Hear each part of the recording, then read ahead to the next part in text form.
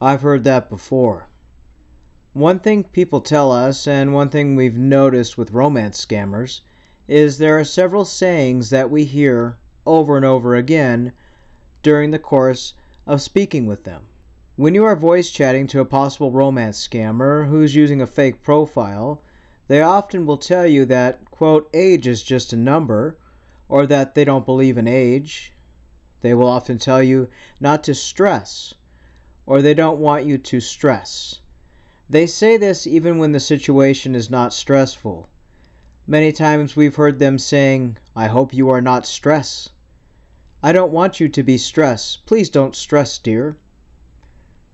When they ask you a question about yourself, they will respond many times with, okay, okay, okay. Even if you're saying something important or valid about your life, their reply is almost always, okay, okay. Keep in mind when they say okay over and over again, it's possible they're taking notes, and while they're not fully listening to you, they are writing it down. Most romance scammers keep a cheat sheet filled with notes about each of their target victims. How is the weather condition over there? This is asked quite frequently, and sometimes it's asked by a fake profile who claims to live near you. Most people would ask, how's the weather? But how's the weather condition over there is a red flag sentence. Do you live alone? Are you married? And how many children do you have? Remember, it's how the questions are presented that also raise red flags. Some romance scammers will pose as an American online, but ask a question in such a way that it makes you second guess their real location. Always pay attention to how the question is presented to you, both in voice chat and how it's written to you in text.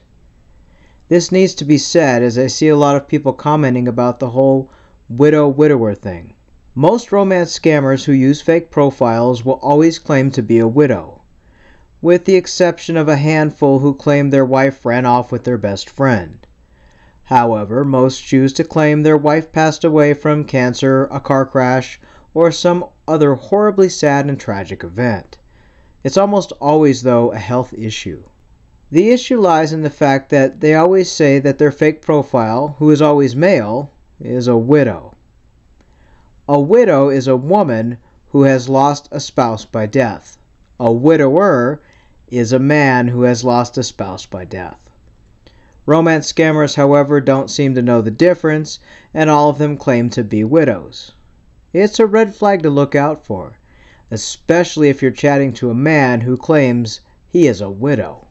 Once they have told you the sad story of how their wife has left their life, they almost always have a child, sometimes two children, who need a mother.